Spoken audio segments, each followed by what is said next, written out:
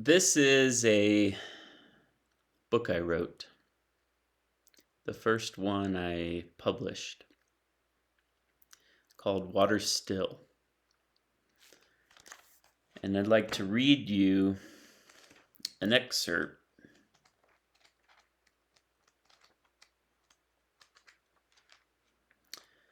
from chapter 8, which is called Full of Stuff, Free of Need. It starts with a poem from Hafiz, who is one of my favorites. Don't surrender your loneliness so quickly. Let it cut more deep. Let it ferment and season you as few human or even divine ingredients can. Something missing in my heart tonight has made my eyes so soft, my voice so tender, my need of God absolutely clear.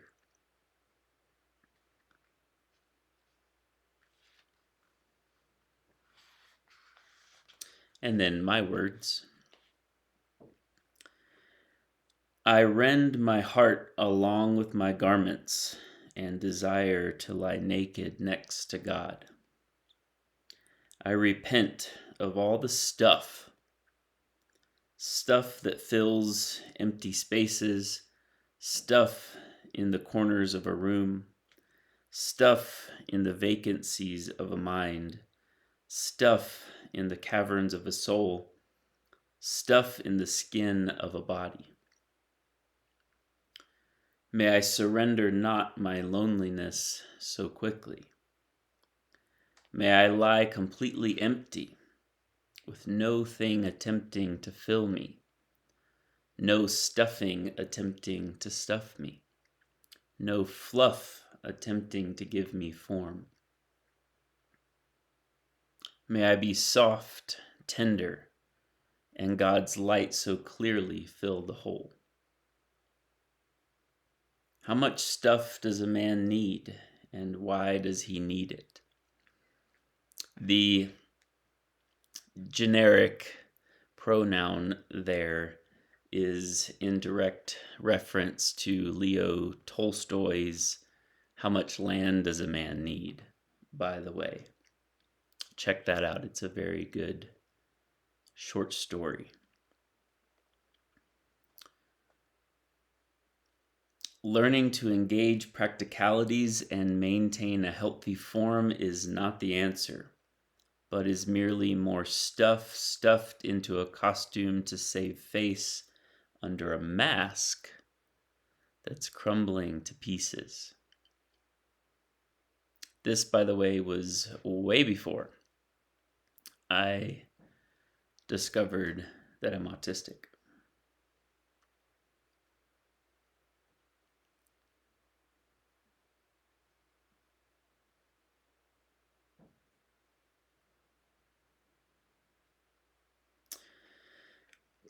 My separation from God is the most difficult thing in the world.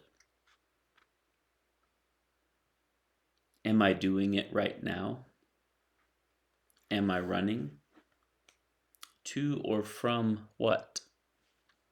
I repent of running. Sitting here, I am timeless and spaceless, with a house full of space and stuff, and right now, I need none of it. I need not internet. I need no more clothes. I need no car. I need no bed. Why do I have so many tables, so many chairs? Just in case? Change of scenery? I have ritualized this being my prayer room, that being my bedroom, that being my reading chair during the day, that one for night, that my desk, that where I eat, that where I sleep, that toilet for when I'm in this part of the house, this toilet for that. Who the fuck do I think I am? No. Who am I?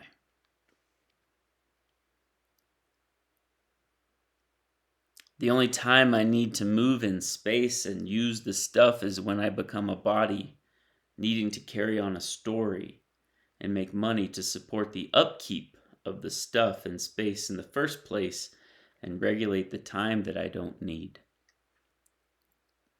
How much space and time does a man need? None. Already I am timeless, free, one without two. I am a primordial and ecstatic haze of God's breath floating through, circumambulating the globe like a freed camel. A reference to Rumi. Nowhere to go, nothing to do. Eat when hungry, sleep when sleepy. The monks do it. Wash the dish for no other sake than washing the dish, not even for the sake of washing the dish. Learn, wander, live, be.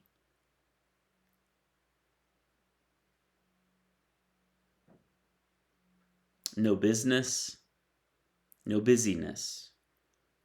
No space to fill or consume, no time to save or lose, no money to spend or give, no story to tell or defend, no legacy to leave or lose, no ego to feed or free.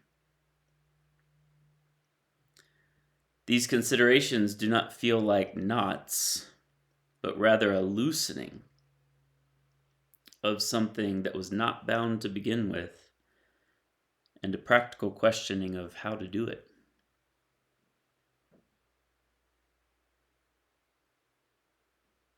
This could burn off all remaining dross that is in fact still here. Not a punishment for sins or a need for a more strict code of ascetics, but I do live far too comfortably, and the senses that are still fed are so unnecessarily. Fed more out of habit than out of need, and I am a monk out of habit. The appetites, to use the old word, in other words, are simply drying and dying.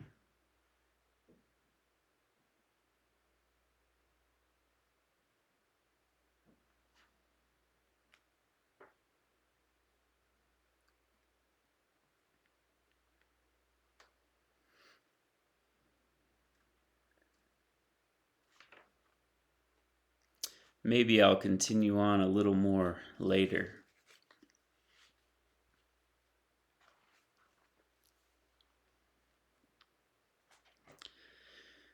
There are many ways to live. There are many places to live.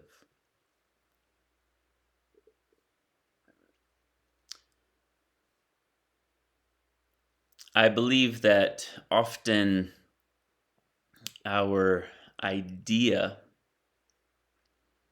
for what we want to or need to or should do with our life, how we want to or need to or should live, where we want to or need to or should live, with whom,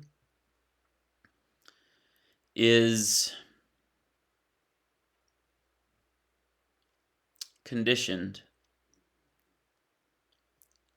from birth, from childhood, and so on, from parents, from culture, from authorities. And I do not believe that all conditioning is bad or wrong.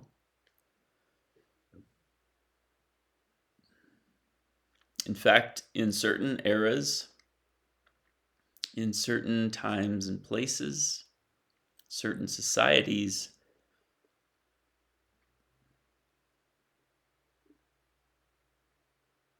that are or have been much more integrated and wholesome and healthy,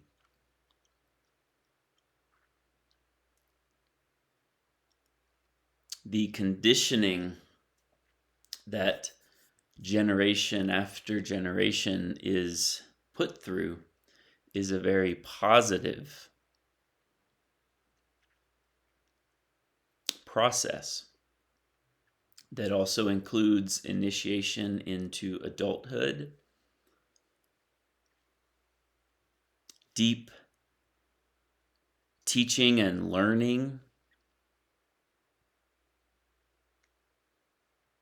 around moral values, interpersonal relationships, practicalities, vocation, and following one's own inner compass. So both a cultivation of that particular way of being passed down from the elders, as well as freedom to choose once that is assimilated.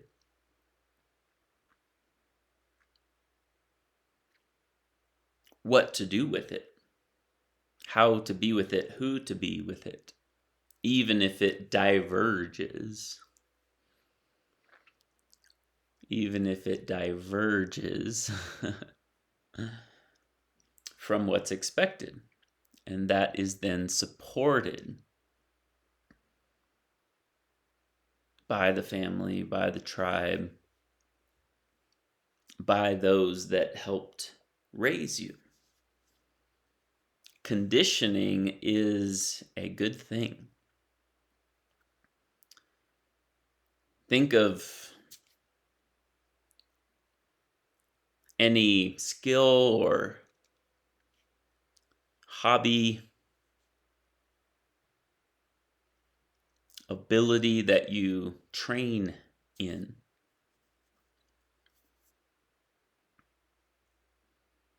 Whether it's surfing in the ocean, lifting weights in a gym, playing guitar, singing, writing,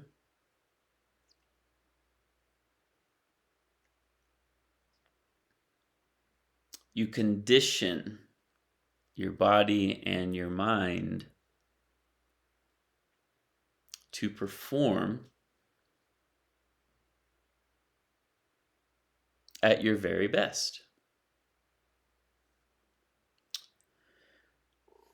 But it is my belief that our current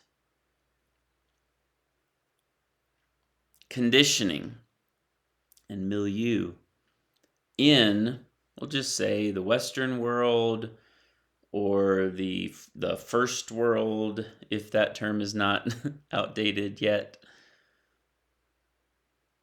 in the United States, or I can focus it even further in to say the way I was raised, where I was raised in the Southern culture of the United States in the late 80s, early 90s. The conditioning was not favorable or cohesive, was not complementary or in alignment with my vibratory signature, my soul footprint or imprint that I came in with and came to bestow, leave behind.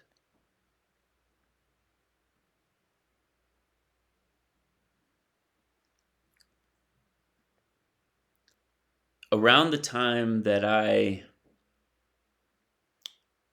originally wrote the writings in Water Still. I published it a few years later, but around the time that I originally wrote the content, I was, as you can kind of tell in what I just read, one, living alone, and digging into and deep diving into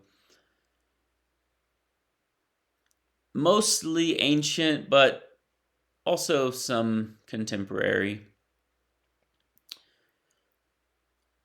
writings and texts and depictions of monks, yogis, saints, sages, people that were different. Different from the norm, different from society, divergent from the typical, let's just say.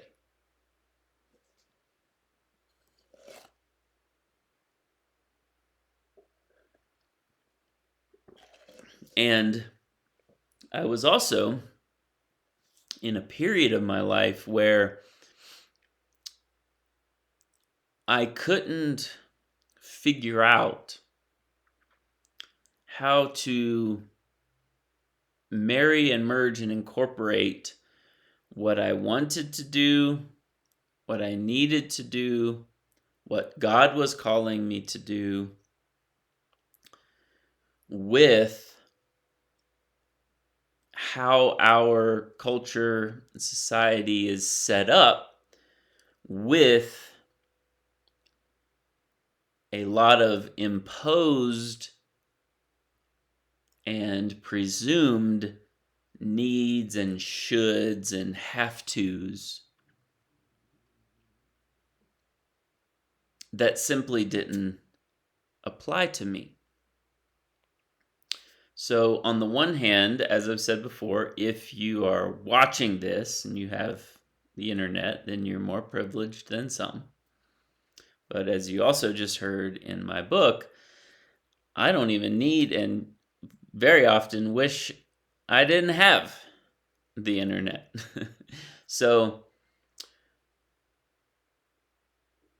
privilege, whether inborn or acquired, is itself often an encumbrance.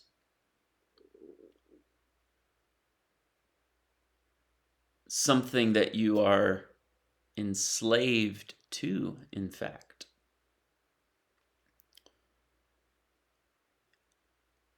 And the privilege, or that which gives you privilege, might not even be something you need or want.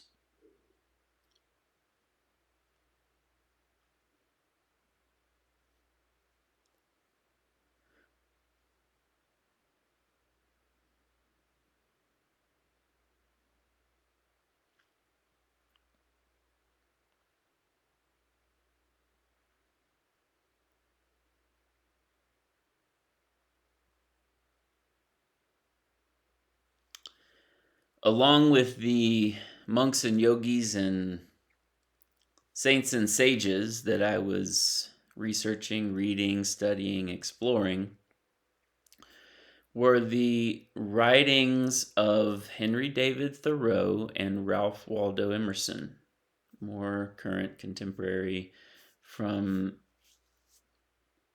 19th century, I think. 1800s is 19th century, I think. And Thoreau was actually a student of Emerson, so their writings are in the same morphic field and inspired by each other, or Thoreau's inspired by Emerson. Emerson's essay called Self-Reliance is a often referenced piece of writing that people these days who decide to live either off-grid or in tiny house life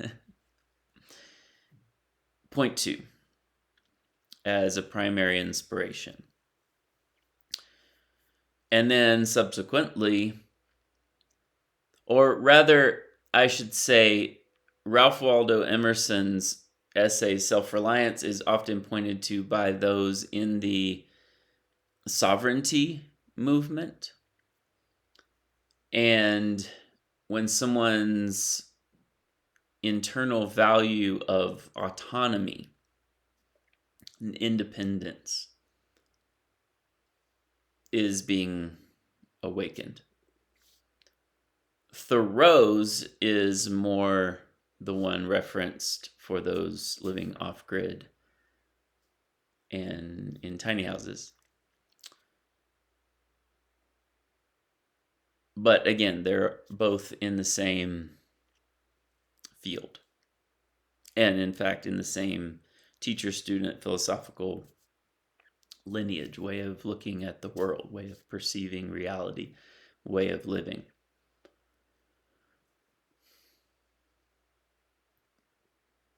When I found these comrades, these companions that had gone before me, the Desert Fathers and Mothers, St. Anthony the Abbot, Thoreau and Emerson,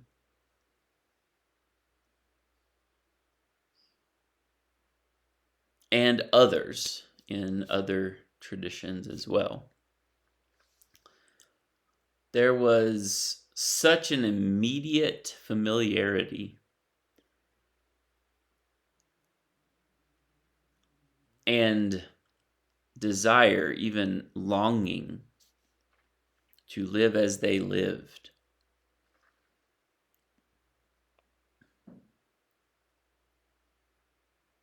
There was such recognition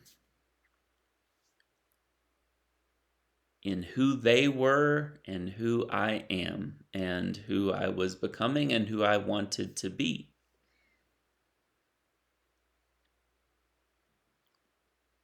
And in fact, not only knowing that what quote unquote society told me that I didn't need or want, but also I wanted to learn to be self-sufficient, self-reliant.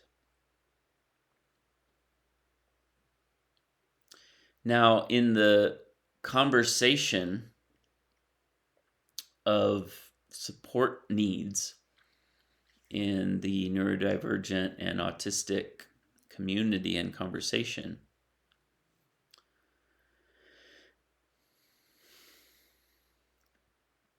I would like to posit, propose that just as I've been delineating optimal, ideal, self-realized versus pathological, disorderly manifestations of things, same goes for needs. Even in Maslow's hierarchy of needs, there are the lower on the totem pole needs and then the higher needs that assist you in becoming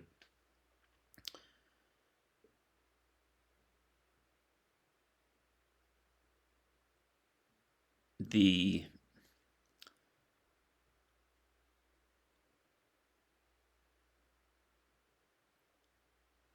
most liberated, I guess, healthiest version of yourself. So that's similar to how I see it, but I'll contextualize it a little differently. On the one hand of the continuum, on the one side, we have deficiency needs that are in fact often coming from the poorly or negatively conditioned place in our current culture. Because again, I'm saying the way things are currently, the cards are kind of stacked against us. What's passed down from generation to generation as far as what's required and what's needed and what you should do and what you should want is only one very specific way of looking at it.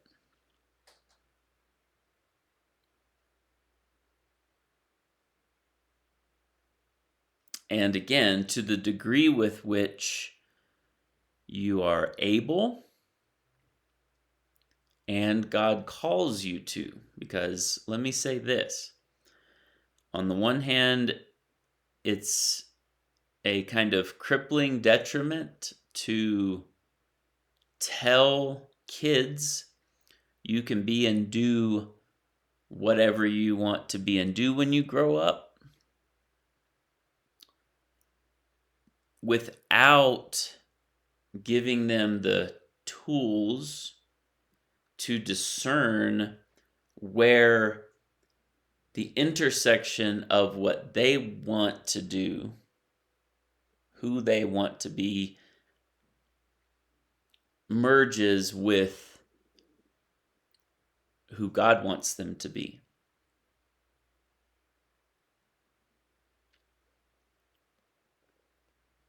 I would encourage you to watch my video called Spirituality, Religion, and God, Oh My, in parentheses, an existential ontology. Because I point you to the miraculous awareness of your existence, the simple fact of your being in the first place. We kind of hit the ground running, preloaded with a bunch of programs and ideas, and some never even stop or slow down or have a reason to contemplate that anything is here at all, that you are here at all. We're so caught up in the story, the narrative, that, yes, is usually run by the ego. It's my opinion that if we started out being taught how to know ourselves, how to listen to God, and if you don't like that God language, well, I still use it, but I mean it in a very broad sense. How to be in tune with what you're meant to do, meant to be, how to live. And because that is a very rare and divergent thing to even consider, to even ask, why do I think I want to do or be this? Is that genuine? Is that authentic? Okay, it's genuine and authentic. Is that what God wants for my life? Is that my quote unquote purpose? Or is this quote unquote purpose intermingled with deficiency needs for me to get something or to get ahead or against someone else or to feed a gaping hole of insecurity or fear or validation or money or need for a bunch of things and a bunch of stuff. And where is that need even coming from? Why is that even there?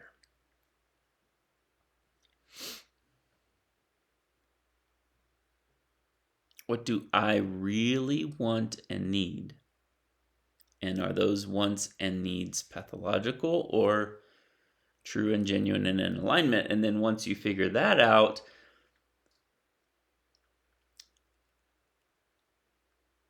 the kind of overlapping Venn diagram where my will and the Father's are one, God's will is your will is God's will, then the path opens up for you. It's very often that we have jobs that make a certain amount of money in order to pay for things that we don't even really need, in order to support a life of pathological wants and desires and deficiency needs. But yet we're in the rat race on the hamster wheel of more money and then feeding those pathological wants and deficiency needs that then don't ever really satisfy or give you what they tell you they will. And then more misery and suffering in the job that you don't like to get way more money than you really need in the first place to support a life that's bringing even more misery and suffering. So how to listen. How to listen.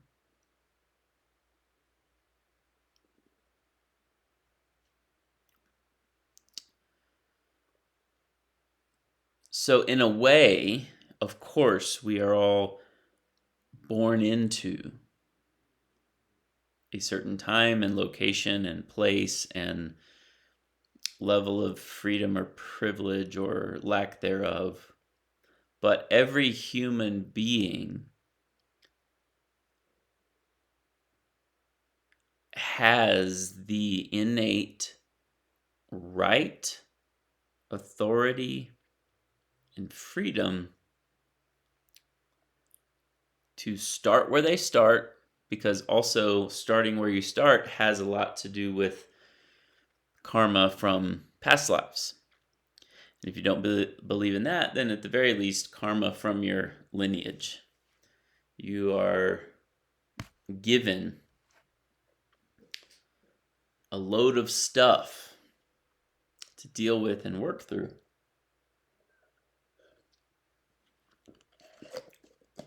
From, at the very least, your family, your culture. And while the collective global culture is still what it is, then that presents certain limitations as well, of course. But this is all set up for your growth, evolution, transformation, learning. So on the other hand, from deficiency needs or lack needs or pathological wants and desires is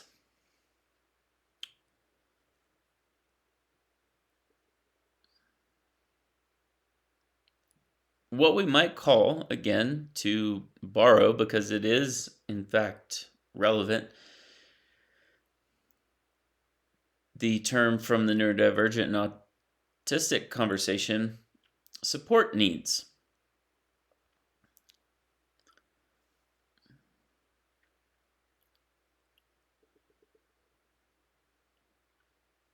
I actually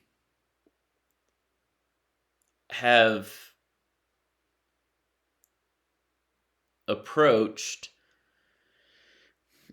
my life and programming and conditioning and needs from a little bit of a upside down than the norm direction. Not only because look at the world we're living in right now. And while dependence on other people,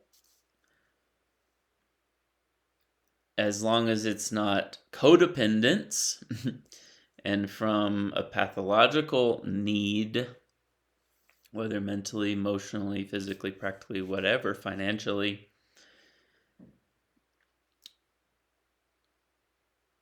healthy dependence is a good thing. So even self-reliance can go too far in the other direction of hyper autonomy, hyper sovereignty, where you become isolated.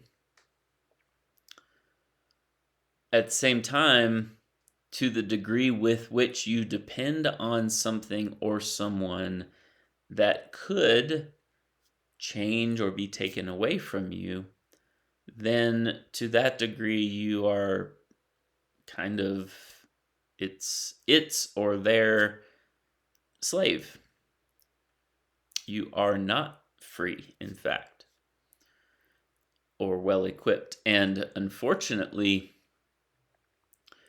we all, to some degree, rely on a system of quote unquote others that we don't even know and cannot confirm that they have our best interest at heart, and definitely cannot depend on them with certainty to be there always and ever. Think of all the things that you do or get or need on a daily basis that depends on someone else that you don't even know. And where would you be if that thing was taken away? And we do have imminent potentialities for that. This is not a fear factor situation. This is not conspiracy theory paranoia. There are actual situations that could arise: financial crash, internet crash, grid crash. Where would you be then?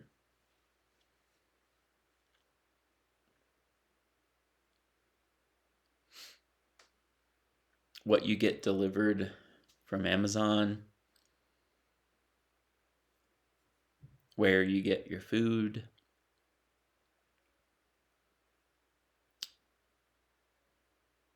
impending war that could happen.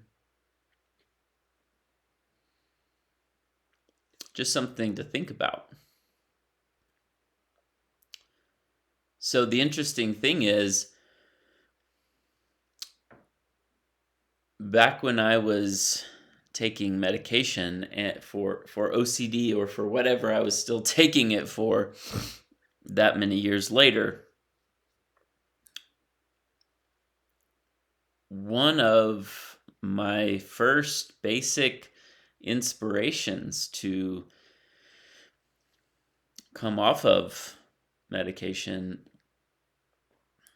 was before I even studied a lot of the stuff that I know now, what's going on in the world and self-sufficiency and things like that. There was just an innate kind of inclination towards not needing that. I don't want to have to need medication, something from the outside, in order to be mentally stable.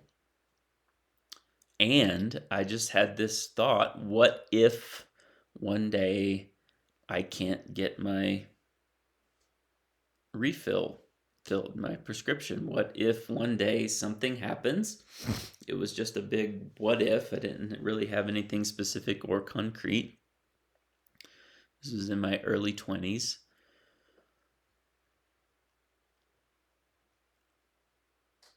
I don't know what would happen if just all of a sudden I didn't have my medication, because I also knew the withdrawal crash can be quite severe. So that was not a stim, that was a mosquito. So it scared me a little bit to think. So it's the opposite of like what a lot of people are scared of. For me would be, I was scared of what would happen if I didn't have my medication. So that didn't make me want and need it more. It was, I want to not need that. So consider that as kind of a gauge or lens to look through. Something that scares you if it were not there suddenly. That would be the place to get to work on not needing it, or at least not needing it in the way you do, or at least not being so attached to it, or at least have a backup plan if it weren't there. So I also, around that time, was starting to dabble in meditation and yoga, and realizing that actually the human body, mind, soul, psyche system is well equipped with all it needs. We're just not given the tools to access it, or to cultivate it, or the motivation to want to.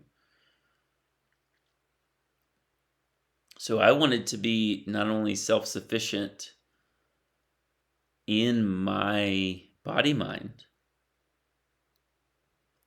but then also that started me down the path of, I want to actually also be self-sufficient in life, in the exterior manifestation of what I'm doing. Now, when it comes to support needs, the interesting thing is the way my life is currently set up with Christy, my wife, is the most optimal setup for my sensitivities, the way my mind and energy works, how I experience the world and life and reality.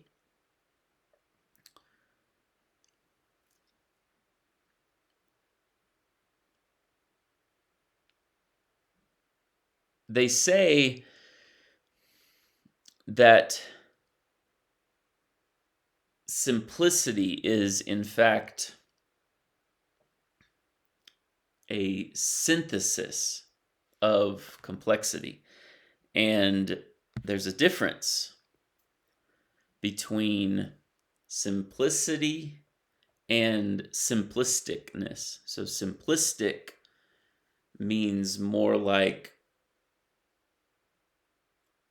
simple-minded, not intelligent, not evolved, basic. Simple, however, can be a next level of managing complexity. In the same way, complexity is not interchangeable with complicated.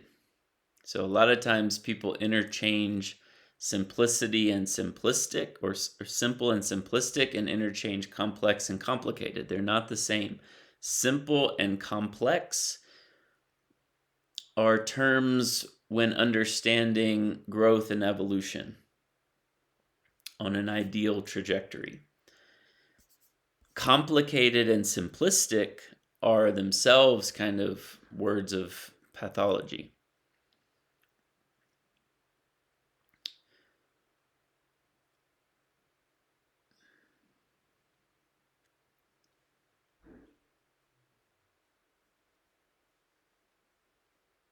So when I actually started declaring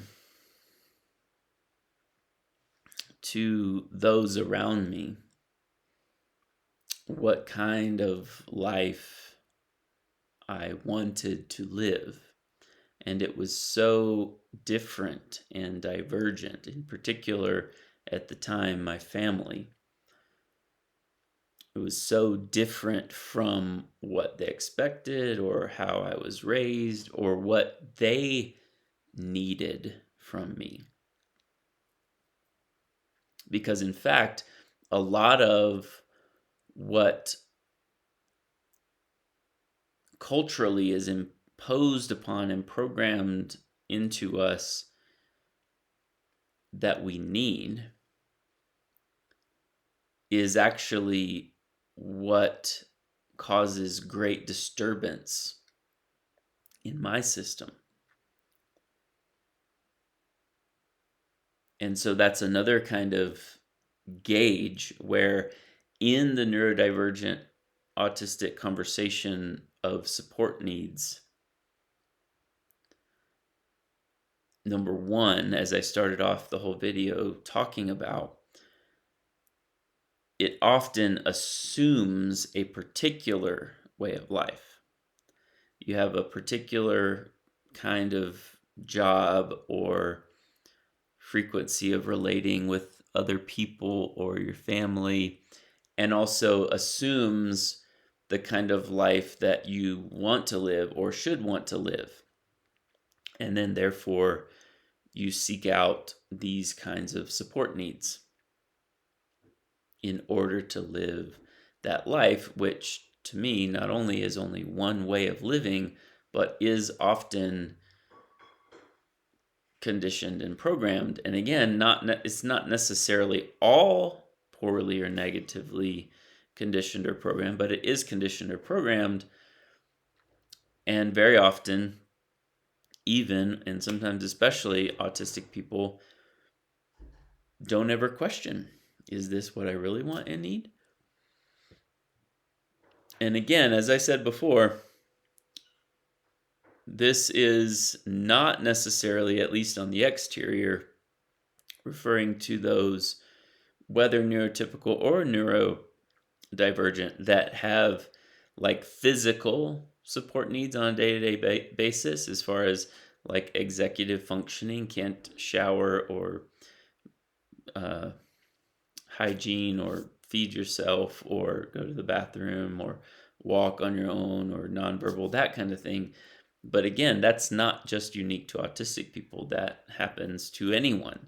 And so still, however, if that is you and you're listening to this and comprehending it, then you can still relinquish all of the baggage of interior needs. All of this is to the degree with which you're able, and to the degree with which you're called, and to the degree with which you want, and to the degree with which the encumbrances are not actually what you need.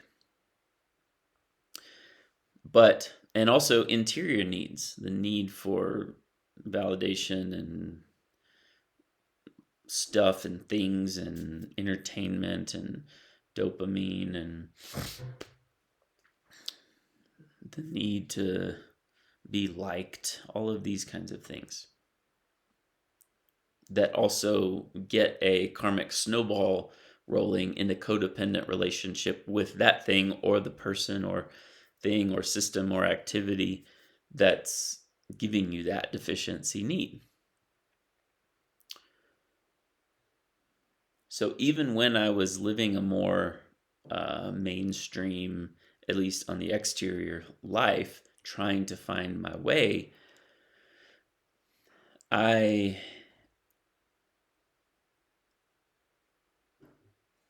had a lot of reactions and kind of was a walking ball of coping contractions.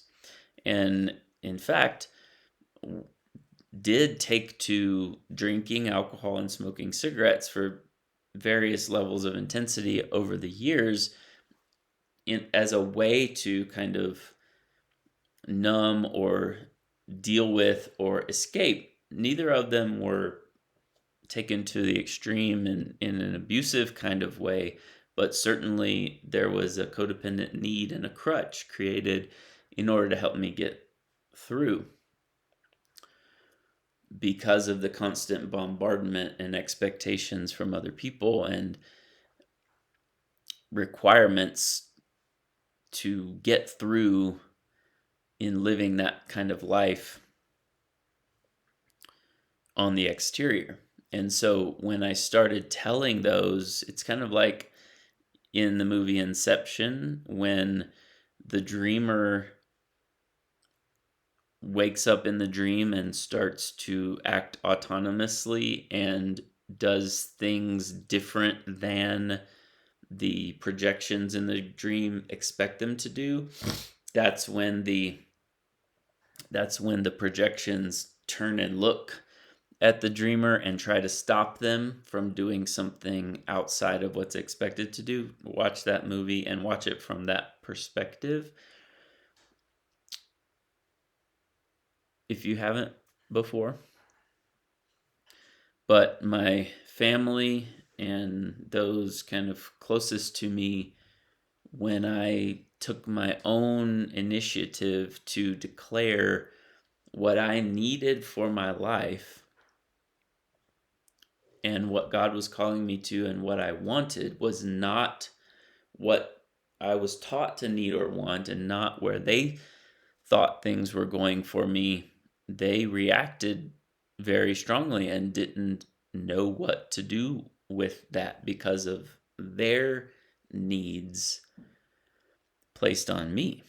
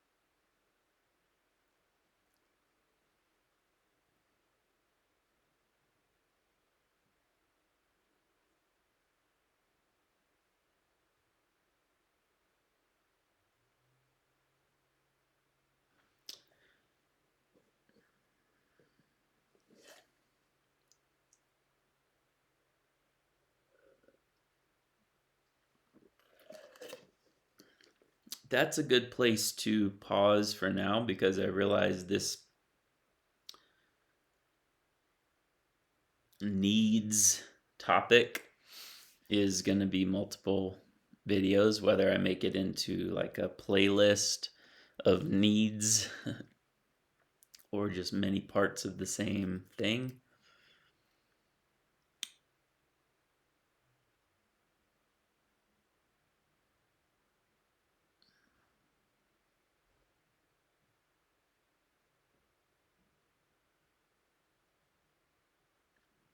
But I want to give you a little more of a sneak peek into the way my wife and I do live in another video.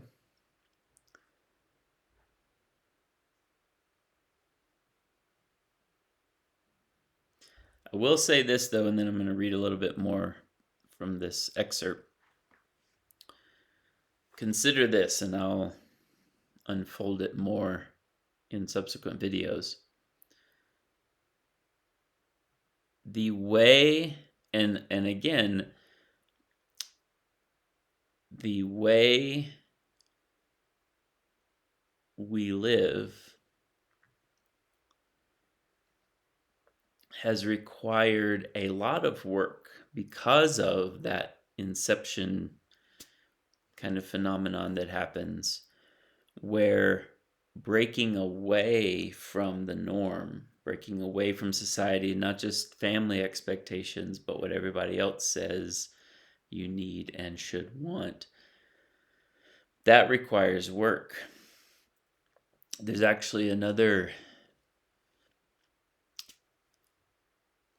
content creator that I have watched over the past few weeks and months who's neurodivergent and also carving a life for herself and her, I think, partner, fiance, husband in a similar kind of way. She had a dependence on alcohol before she realized she was neurodivergent, and just because of the difficulties that was causing, she wanted to get sober. So she made a YouTube channel about her journey of sobriety. Then when she got sober, just for the sake of getting sober, the mask fell off that she was interacting with her whole life through, and realized that she's ADHD and autistic. So the mask and the medicating of alcohol, of drinking, prevented her from even knowing herself. She was masking even to herself. And when the mask fell off just to get sober, she realized she's ADHD and autistic, so ADHD, and then shifted her channel to talk about those things. And she has some really beautiful, amazing videos she's done there. And then along that journey of self-discovery, realized she wants to build a life of quiet simplicity with her partner that's homesteading / off-grid, away from the city, to support her needs that she now realizes she has. But then it transforms away from need into, this is just the most optimal way of life for me. And it's not a running away from what I would otherwise prefer.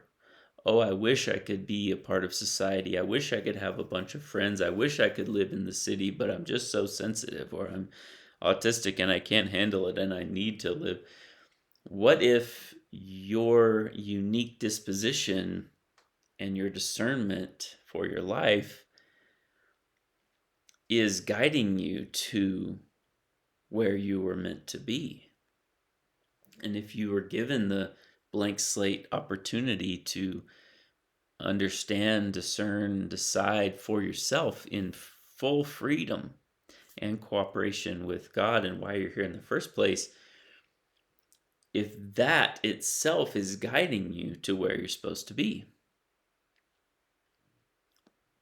And of course, depending on where you're at in your life, where you're at in the world, and what your karmic load is, then it could be a challenge, and it could even challenge your neurodivergent autistic system to make the decision. You can't just snap your fingers and I dream of Jeannie, blink your eyes.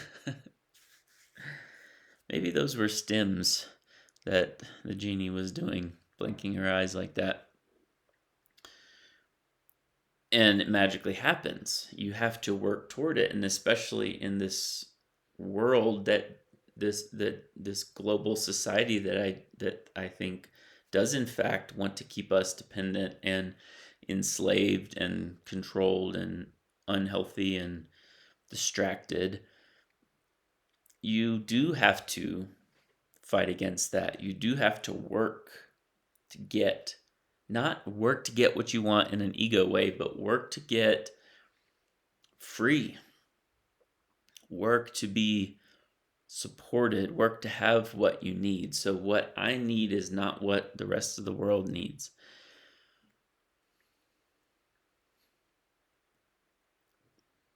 And in fact, my wife and I are in a transition of simplifying great complexity, but we have moved into the next phase of living in a location and a day-to-day life that is supportive of who we are.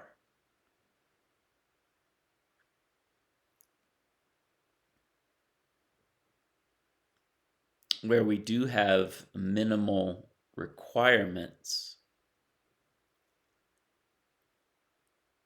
that trigger situations, reactions that are in fact unnecessary and that do in fact disturb our peace. But we have had to work really hard interiorly and exteriorly to get here. And as I was telling that story about the other YouTuber, I was deciding on whether to tell her name or not. It's all out there public. She's made the channels herself. I'd like to give her a shout out. Her name's Mikaela, and I don't know if the last name is pronounced Ebbesson, Mikaela, Mikaela, and then Ebbesson, I think. Ebbesson. And then she and her partner have made a second channel called HeyTheLovers, but Hey is H-E-J, so to the American pronunciation, it looks like HejTheLovers, H-E-J, the lovers, telling their and vlogging and journaling and recording their journey off grid or to homesteading and away from the noise, in support of who she is, who they are. But it's challenging and sometimes triggering even to the system, to the autistic, neurodivergent, sensitive system, to go through that period of transitioning and working to eventually be in a place that is fully, truly, wholly supportive. And we are divergent. And so it requires carving a divergent groove and being fully committed to who you are and who you want to be and who you need to be, despite others clinging to you or what they say they need from you.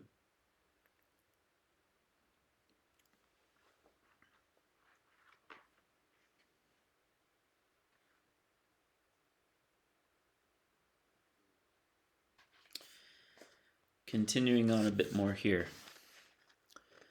It seems that for all of our advances, we have gotten nowhere.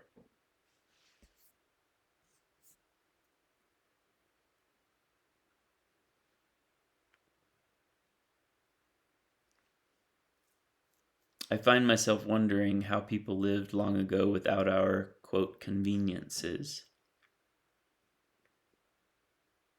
I understand and know that I do not want to return to a pre-rational, unevolved stage of interior development, but to scale back to the basics exteriorly, with fewer distractions on the outside so that the inside can grow more fully, freely, and without hindrance. I realize not to romanticize the past. I realize not everything was smooth and easy then, and not everyone was a sage. But perhaps the sages are precisely who I am referring to and with whom I relate. For I do not resonate with the common person today, so why would I resonate to the common person of ancient day? The sages knew they needed nothing but God, knew they were minority and misfits and yet did it anyway. I'm describing neurodivergence right here. And if everybody is susceptible to programming, and most fall prey and victim to it, I think the neurodivergent system, soul system, mind, body, soul system, comes with such potential for authentic uniqueness, and already doesn't understand the neurotypical system, that I think it doesn't always happen, but it's very possible that you can, or maybe you ask it inside, but it's not made its way to the outside yet due to fear and all the other constraints. But why do I have to do it this way again?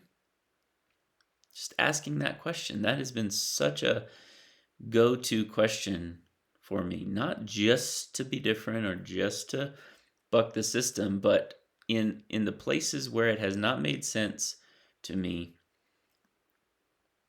and doesn't resonate, and I'm not bothering anybody, actually not wanting to need anything from anybody. I actually want to build a life of self-reliance, self-sufficiency, where I don't need all the other things.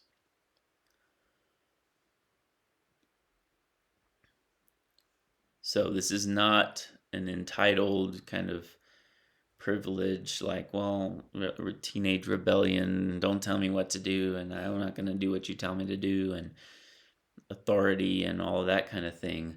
This is actually my own inner authority, not wanting to need or comply when it feels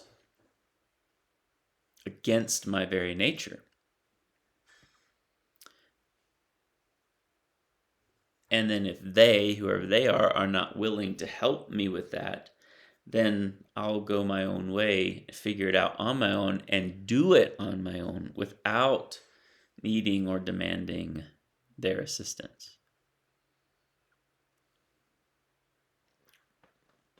So just asking the question, why is this done this way? Because it doesn't make any sense to me. And if some of these theories are accurate, that the neurodivergent person is coming in to shake things up or taking humanity to a next place of evolution, then follow that. Even if we're the first pioneers of it, you must follow that. If that doesn't make sense to you, if that doesn't resonate with you, if that doesn't sit right with you, maintaining your moral compass of righteousness and good and light and positivity, then you don't have to do, you don't have to need, you don't have to want, you don't have to live the way you're told. But there's a lot of work, interior and exterior, that must be done to get there. The sages knew their oneness with all things, saw the illusory fragments, and sat in silence and peace, and needed nothing exterior. Were the teachers of this yoga always so hard to find? Has the path always been narrow? Has it ever been more common?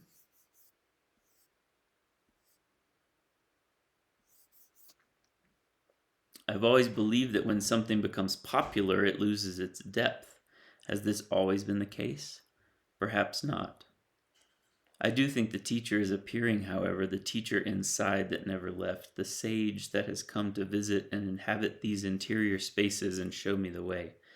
Dear friend, I humbly bow. Teach me. If God became human to become God, there are no excuses.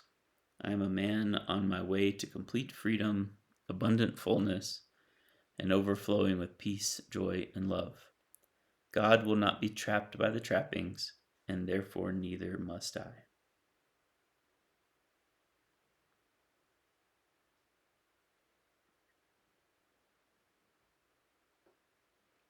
And to return even further to the theme, how much land, how much stuff, How much money, how much time, how much space do I need to carry out this vocation of sitting, breathing, reading, writing, and being in the presence of presence?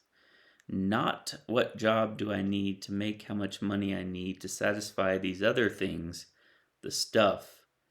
This is incredibly upside down and backwards. Rather, what of these other things do I need to live out the very reason, though I use that word delicately, that I'm even here in the first place?